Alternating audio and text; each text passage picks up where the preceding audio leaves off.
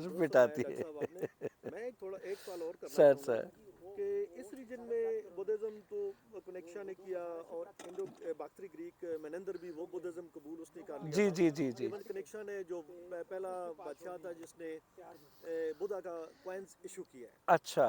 جس کے اوپر بدھا پراپر لکھا ہوا ہے, اور مطلب اس نے بہت انٹرسٹنگ. بڑا کام کیا جس کا واہ آپ نے فرمایا. واہ. میں ایک سوال یہ پوچھنا چاہتا ہوں کہ اس ریجن میں بدھزم کا ڈکلائن ہم دیکھتے ہیں کہ اس کا پچھلی 2-3 صدیوں میں شاید ہاں یا شاید اس سے پہلے مسلمانوں کے دور سے بدھزم کا بہت پہلے. یہاں سے وہ چلے گئے, جی. یا انہوں نے اسلام قبول کر لیا یا دوسرے مذاہب کے اندر وہ چلے گئے ان کے انسیسٹر وغیرہ, یا کیا بالکل ایسے ہی ہے. اس پر آپ تھوڑی روشنی ڈالنا پسند, یا سندھ کے اندر جو بدھزم ہے اس پر تھوڑی سی روشنی ڈال دیں. اچھا دیکھیں یہ ایک بات تو بڑی اہم بات یہ ہے کہ یہ اگر آپ سندھ کی بات شروع کر لیں تو دیکھیں ایکمینین نے انڈس ویلی کے اندر 2 پروونس تھے جن کو انہوں نے کانکر کیا تھا. ایک کا نام تھا گندھارا, دوسرے کا نام تھا ہندوش. ہندوش واز اے سندھ. اچھا اب کہنے کا مقصد یہ ہے کہ یہ وہ ریجنس تھیں کہ جو انڈس ویلی کے اندر بہت ایک آپ سمجھیں کہ امپورٹنٹ ریجنس تھیں.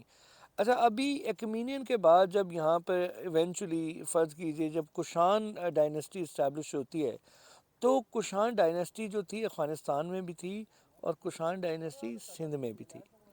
ٹھیک ہے, ابھی آپ یہ دیکھیں کہ یہ جو فٹ پرنٹ ہے کشانس کا وہ یعنی کشان چائنا میں بھی تھے, یعنی کشان امپائر واز ہیوج. بہت بڑی امپائر تھا, ٹھیک بے ہے. شک بے شک. اچھا اب اس کے نتیجے کے اندر ظاہری بات ہے جب ایک امپائر کے اندر تو مور اور لیس چیزیں with all the cultural differences granted لیکن سٹل کچھ جو چیزیں ہیں وہ ایک جیسی ہوتی ہیں. یعنی جس کے اندر جو اسٹیٹ پیٹرنیج ہے بدھزم کی یہ ایک اسپیکٹ تھا جو کراس کٹنگ تھا. ابھی آپ یہ دیکھیں کہ یہاں کے اوپر گندھارا کے اندر بہت ساری وجوہات ہیں. کہہ لیجئے کہ بدھزم کا انخلا کیسے ہوا. اچھا آپ کو پتہ ہے کہ ایک اور بڑی اہم بات کہ جو سیکنڈ بدھا تھا رائٹ, اچھا Padmasambhava. Padmasambhava was from Swat who took Buddhism to Tibet and lay the foundation of Tibetan Buddhism by establishing the first monastery. ٹھیک ہے, وہ چھوٹا لاہور سے تھے جی غالباً, جی نہیں وہ سوات سے تھے, سوابی سے. اچھا جو اپنے چھوٹا لاہور سے تو مونک مرانتھا تھے. اچھا اب ان کا پدم سمبھاوا کا دیکھیں کہ ان کو آج جتنے بھی یقین کریں بدھسٹ آتے ہیں نا وہ سکیا مونی بدھا کو اتنا نہیں جانتے جتنے وہ پدم سمبھاوا کو جانتے ہیں, اور پدم سمبھاوا ادیانہ کا تھا جو کہ آج کا سوات ہے.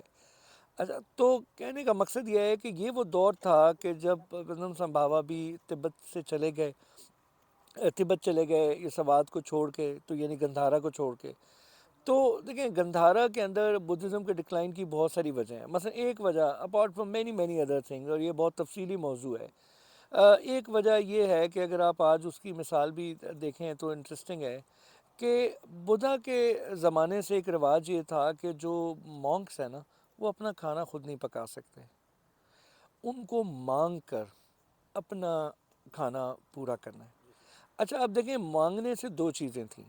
ایک تو وہ بھکشو جو تھے جب وہ بھیک مانگتے تھے ان کی انا ختم ہوتی تھی.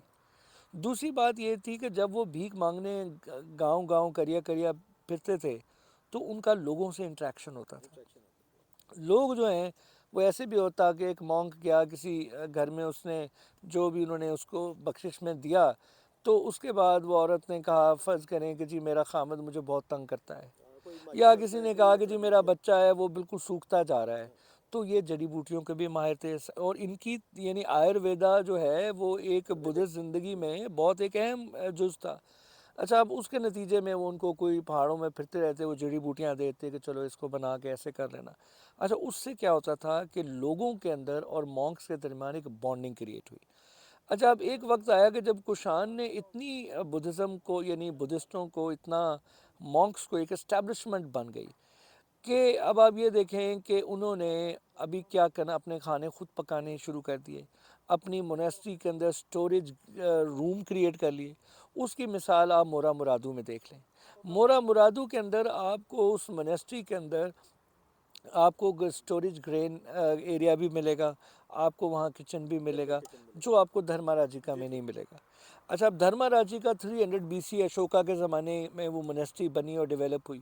تو کہنے کا مقصد یہ ہے کہ اس کے نتیجے میں ایک رائے یہ ہے کہ گریجولی جو بدھسٹ مونکس سے ان میں اور لوگوں کے درمیان ایک فاصلہ آنا شروع ہو گیا، اور جب ان کی پیٹرنیج تھوڑی سی، اور خاص طور پہ برہمنزم، وہ پہلے دن سے براہمن جو تھے وہ بدھا سے خوش نہیں تھے. آج بھی براہمن جو ہیں وہ ہندوازم کے اندر اپنی بدھزم کو شامل کرتے ہیں اور کہتے ہیں کہ جو بدھا جو تھے وہ ایشور شیوا کے اوتار تھے، کیا اس طرح کی کچھ متس ان کی بھی ہیں.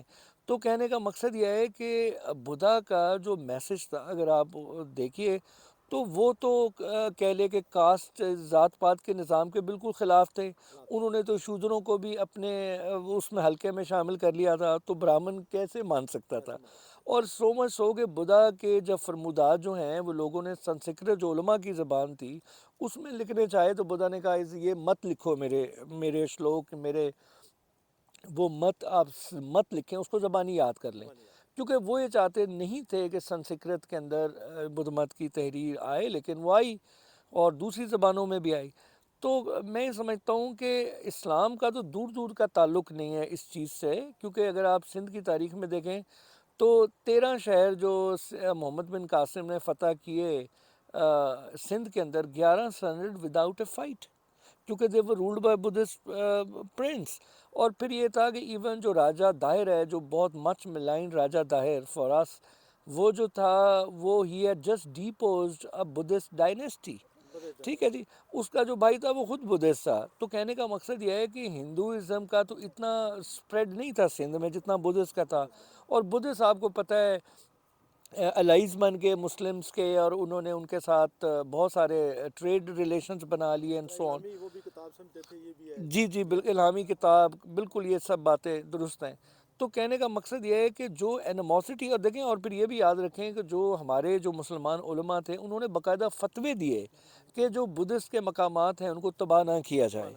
اچھا، اب کسی لوکل پالیٹکس میں آگے کسی نے کسی اسٹوپا مونسٹری کو تباہ کر دیا تو وہ اور بات ہے، لیکن یہ کہ یہ اسٹیٹ کی ڈائریکشن نہیں، کبھی بھی نہیں تھی. انڈیویجول، ظاہری بات ہے انڈیویجول وینڈلزم کہیں بھی ہو سکتا ہے، لیکن یہ کہ یہ ریاست کی پالیسی نہیں تھی. تو میں اس کے مقابلے میں اگر آپ وہ کون سا ہندو بادشاہ تھا جس نے ستیہ ناش کر دیا، ہزاروں اس نے بدھسٹ مونسٹری ختم کر دیں. وائٹ خان کے دور کی آپ شاید بات کر رہے ہیں. ہاں، وائٹ ہنس والے نے تو ملیا میٹ کر دیا نا. جی، انہوں نے سب سے ہاں بڑا جی، نقصان تو انہوں نے تو بتایا. میں سمجھتا ہوں کہ اس کے بعد پھر سندھ کے اندر یہ تقریباً 10ویں صدی تک رہا. یہاں کہتے ہیں کہ 5ویں 6ویں صدی تک جو ہے ایک مین سٹریم ریلیجن کے طور پہ نہیں تھا، اور لیکن اس سلک روٹ کے ذریعے بدھزم دنیا بھر میں پھیل گیا. تو یہ میرا خیال ہے کہ اس ساری جو بدھزم کی جو کہانی ہے اس میں ٹیکسلا کا ایک بہت منفرد رول ہے اور اس کو پہچاننا چاہیے. دیکھیں اگر آپ آخر میں بس یہی کہوں گا کہ دیکھیں آپ اگر پشاور کی بات کرتے ہیں تو پشاور میں تو چند سائٹس ہوں گی نا، آئسولیٹڈ ہوں گی. ٹھیک ہے، اسی طرح سوات میں بھی دیکھ لیں وہ ساری آئسولیٹڈ ہیں، رستے کے اوپر ہے. یہاں کے اوپر کنسالیڈیٹڈ سٹی سیٹلمنٹس ہیں، 3 شہر، یہ کہیں نہیں ہے. تو یہ ایک بہت یونیک چیز ہے. اگر اتنی یونیک چیز ہے تو اس کو کیوں نہیں پھر دنیا کے آگے رکھا جاتا. ڈاکٹر صاحب، میں انشاءاللہ تھوڑی دیر بعد پھر آپ سے ایک دو سوال ہیں، وہ ہم کھانے کے بعد